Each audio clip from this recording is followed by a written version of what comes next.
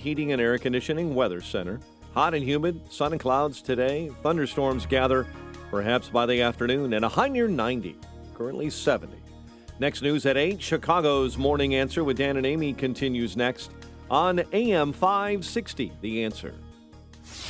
This hourly segment is brought to you by Real Estate Revealed with Randy Barcella, Sunday mornings starting at 8. Let freedom ring this afternoon at 2 with Sean Hannity, right before Joe Walsh at 5 on AM 560, The Answer.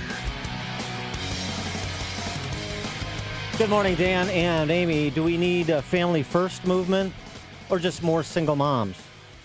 312-642-5600, Turnkey.pro answer line. 64636DA, Turnkey.pro text line. Strap it in for this piece from Carolina Provocatsaya. Oh, thank God you had to pronounce it, not me. This Maya is Prokopskaya? Carolina Provokatskaya. Provoskatskaya. I think that was the attorney that Russian. Trump Jr. met with. Oh, right. No. That was... Kidding. That was Veselnitskaya. Don't confuse the two. And of course you know that. Her piece at amgreatness.com. Oh, boy.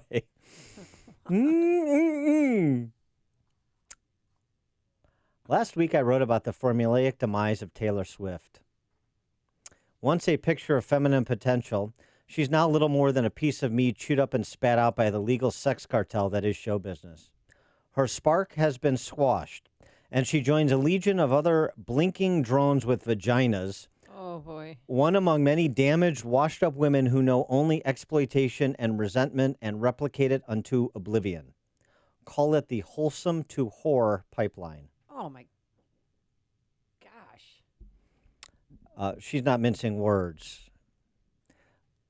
Throughout history, women have been understood properly as potential targets and tools of subversion precisely because of the softness of heart they generate in their men. Satan went through Eve to Adam, and as a result, they lost Eden. Civilization disintegration follows spiritual disorientation. Spiritual disorientation follows a rebellion against the natural order. Key phrase, sentence. The global neoliberal culture and financial regime relies on men being hopelessly driven by their appetites, such that they remain isolated slaves to their debts and desires. Men consumed by their own pleasure are effeminate, self-obsessed, and neurotic, incapable of leading or defending the integrity of the family and the nation by extension. As such, women, gatekeepers and natural regulators of the highest of pleasures, are the ideal political target for those who seek to destroy a nation. Modern woman has been conditioned to be a weapon against herself and by extension against the men who love her. So we've talked a lot before about the feminization of men. What about the masculization of women? That's what Carolina is talking about here. The indoctrination process begins early and starts by accessing a girl's implicit desire to be doted upon. With their own mothers away in a wage cage, America's daughters have for many years found role models in Hollywood's mistresses. Over and over again, we watched our childhood idols lose their innocence and become the new queen of cool. Repetition leads internalization. Internalization leads to normalization. These have become rites of passage, she writes. And you think that's bad? You should see what your tween is following and posting on Snapchat.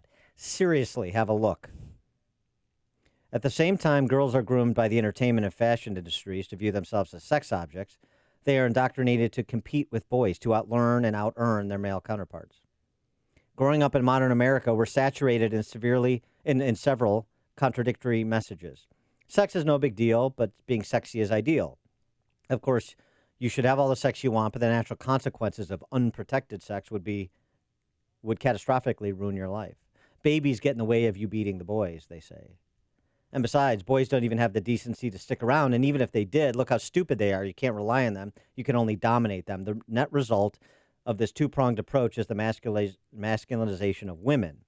Women's financial independence and liberation from sexual standard bearing are the twin sisters of female empowerment. And, ask any devout feminist, neither may thrive without their counterpart. We've robbed women of their unique role of sexual gatekeeping. By denigrating domesticity, we rob them of their unique role of childbearing, childbearing and child rearing. When the sexual and labor markets are thus deregulated, we make ersatz men of women and things fall apart. And thinking about the technology and the coming of sex robots. I mean, it's a big thing. There's a story on Drudge every day about it. About sex robots. Yeah. People are buying them. So long as man can access sex virtually or in reality with little effort, and so long as the only person who relies on him is himself, he's trapped in an addictive cycle of pleasure seeking. He is ruined, and hoes are mad. This is the Men Without Chest argument from C.S. Lewis, pushed forward to 2019. The masculinization of women serves an end that most Americans consider a self-evident good, independence. But as it pertains to love and romance, independence means only one thing: the mutual alienation of women and men, in other words, loneliness. Over the past century, market forces working in tandem with the propaganda machine, but maintaining the illusion of independence from it, extracted the heart of the family from its hearth, the hollowness ensuing from motherless homes formed a vacuum not only in the soul of women, but in men and children, and in the spiritual center of society itself. Do we need a family-first movement, consistent with the argument being outlined here as to what's happened to men and women and the family at the hands of cultural Marxists who are bent on government intruding for the purposes of disintegrating the family, because they understand family is a bulwark against the state.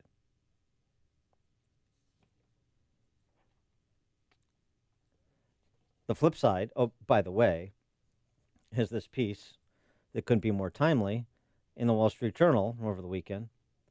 Despite high costs, more women are interested in single motherhood. So now you have the manifestations of exactly what Carolina is describing in this amgreatness.com piece. While still a minority in the bigger realm of single motherhood, a growing number of those who make this choice of single motherhood are from upper middle class and middle class backgrounds and have more than one child. This is to contrast to years past when those pursuing single motherhood were often wealthy and typically had one child.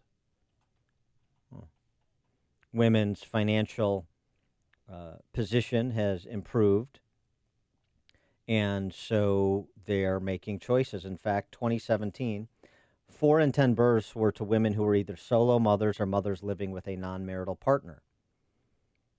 Now, many women would prefer to have a family in the traditional sense with a partner, but they're choosing not to. They're choosing single motherhood rather than for guidance or permission to do so. So what do we need? More single moms or a family-first movement?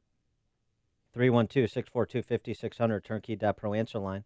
64636DA, turnkey.pro text line. By the way, what Carolina writes in her piece about if you think what's happened to Taylor Swift and the immodesty of young girls who are pushed to be sexual beings, the sexualization of children that we've talked about before, if you think she's making that up. Another piece from Teen Vogue. Teen Vogue is really something. How to use sex magic to manifest your best self. Sex magic. Mm-hmm. How to use sex magic to manifest your best self. In magic, orgasms are considered to be the ultimate magical force. In fact, occultists believe that orgasms can help cleanse the body, produce magical power, and are a vital tool in manifesting desires. What kinds of spells can you cast with your orgasms? Change your sex toys under the moon. Oh. This is Teen Vogue. Sex magic for celibate witches and participants. Teen Vogue. So just in case you think that the piece of damn greatness I was referencing and citing is just some over the top, has no basis in reality, all you have to do is pick any day to visit Teen Vogue. And you'll see exactly what she's talking about and then some. And And Teen Vogue is only online now, right? Only It's online. not at the newsstands anymore. Only online. I mean, it's just pushing, kids to have sex and Mm. everything they do. They're goofy. They have these acne awards thing that they make to make kids feel better about their acne. I understand that, but they're very provocative.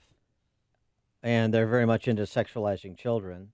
And if you think she's overstating the case with respect to the need for a family first movement as it pertains to women and the masculinization of women and the corresponding feminization of men, which has absolutely happened. Interesting piece from Laura Bazelon. She's a professor at the University of San Francisco School of Law. I picked my job over my kids. New York Times op-ed. Oh, wait, I thought you could have it all at the same time. I'm a lawyer, a law professor, and a writer. I'm also a divorced mother of 2 young children. I'm often asked some version of, how do you excel at work and be the best mother you can be? Every working mother gets this question, which presupposes that a work-life balance is achievable. It's not. The term traps women in an endless cycle of shame and self-recrimination.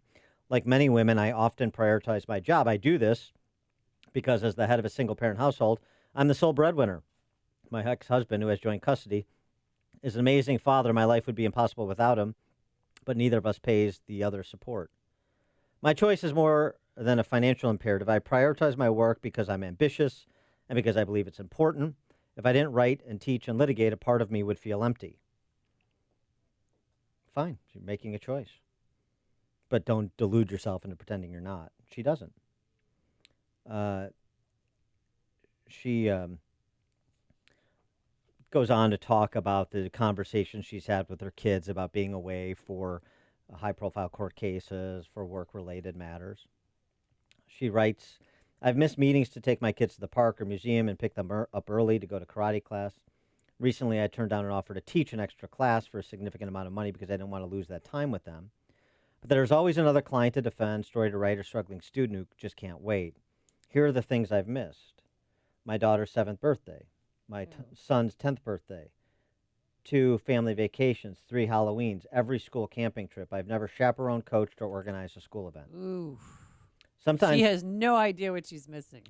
she writes, and maybe you could inform her. Yeah, Sometimes my choices make me sad. I did all of that. Mm-hmm. I went on the camping trips, field trips, and coached. Of course, I sometimes feel doubt, shame, and fear. I know I'm not a normal mom because my kids tell me so. I remind myself that this does not make me a bad mom. No, I she's also- providing for them, and she has to explain that to them. I also remind myself that if I were a dad, I would be getting accolades for all the time I schedule a doctor's appointment or arranged a play date. Oh, poor you. Blah, blah, blah. I'm proud of what I have accomplished. I'm prouder that I can support myself and my children, but sometimes I wonder if my choices will damage them. Oh, Well, you only get one shot at this lady. That's what I would tell her. well, it's an interesting statement, isn't it? I wonder if my choices will damage them. I've picked my job over my kids. Square the circle. She made a choice. So, and again, you have sort of both dynamics at play, as was described in no uncertain terms in the True Family First movement piece that I was referencing. This is not the absolution of men without chests who've become feminitized, and it's not a defense of those women engaged in self-delusion. So this is why all the evidence, this explains in part why all the evidence is in, and the best environment to raise children, mom and dad. Sorry. That's what it is. So heroic single moms and divorced parents and all that stuff, concede all of that. I don't want to get into the, anybody's being accused of anything. Everybody's so defensive. Here's what we know to be true. And life isn't perfect. Mistakes are made. Things don't work out. And then you have to make do with something less than perfect, or less than the more perfect. The better for the kids. So I understand that. But can we just be honest with ourselves about the environment? about the choices that are made and the implications of the choices? Or do you just want to lie to yourself and I'm above reproach because I'm working so hard, I'm hustling so much. She takes the shot about, men would be receiving accolades if they make a doctor's appointment or care for the kids in some way. And she just feels guilt about not doing enough of it. Hey, it speaks to the difference between men and women to some extent. Well, somebody's doing it for her, so she must have a nanny or somebody. So she makes good money, obviously, and you just have to explain to your kids, I've chosen this over spending time with you. Yeah. You like those nice vacations? You like those clothes? It's a fun you conversation. You like your karate classes? Well, I'm working to provide for you. Mm-hmm. It's choices moms make. But are all moms and dads working to provide, or are they working because they're satisfying their professional ambition, and they decide to put their professional ambition above making, the kid's 10th birthday party? Oh, I used to do that. I chose my work over my kids for years until I didn't have that work anymore, and then realized, you know what? Maybe that was God's way of saying, you need to spend time with your children. Okay. Because had I still been at Channel 5, I would have never have seen my kids. Never. I mean, maybe 10 minutes in the morning because I work nights, and they'd be in bed when I would get home. Would never see them. Just two ships passing in the night. So that lady is probably going to regret her decision. I mean, she's owning it, so. Yeah. No, I understand. Yeah. This is not about... we don't get to do do-overs because the time now, look at my son, my oldest is going to be a sophomore in high school. 3 more years, he's going to college. And then bye-bye. Well, and this isn't to wag a finger in any direction. It's just to say, here's the dynamic that's at play. And here's what those who seek power over others are doing. And here's how you're being used. And here's what's becoming of you. And here are the recriminations you feel, if you're honest with yourself, and you will feel for having bought this con of the left. Deborah in Arlington Heights, you're on Chicago's Morning Answer. Yeah, I was a single parent, not by my choice, and my kids suffered. And I can tell you, I knew a number of parents, a bunch of parents, that, where the families got divorced and the dads, were pretty much absent. And in virtually every instance, particularly with the boys, as time went along and the kids get older, and my son included, there are problems. There's problems with the girls in another way, but without those dads around, the kids, as you've said, they need two parents. I saw it happen right before my eyes. And so, we, like you said, people make mistakes, but ideally, you need two parents. And like you said, the left, with the message that they've pushed, it's just tearing down the family, and this is why we've got a lot of the problems that we have. Thanks, Deborah. Steve on the South Side. Hey, Dan and Amy. Listen, I kind of think that to the core of what you were actually saying is the actual issue, is that, this feminist movement, they care more about the career than they do about raising their kids. And you can't have both. You can't, I think that some parents actually have the idea of, it would be great to have these kids because I want to be able to do whatever, but not really understand what it entails in raising kids. And it is better. I mean, I may be more of a traditionalist in this sense, but I believe in a two-parent family household and raising kids. And I understand there, like you said, there are issues that come about, but the truth of the matter is that the reason why sometimes it doesn't happen like that is because the two parents don't really know how to have self-efficacy in their role, and they don't believe in their role. They don't feel fulfilled, and instead of realizing that these are just moments in your life, and that I don't feel like I'm a father of 3 right now. I don't feel like being a father every day, but I have to be. And then as I go on, I get better at it. And so you just have to realize this is the role that God has given you, and let's just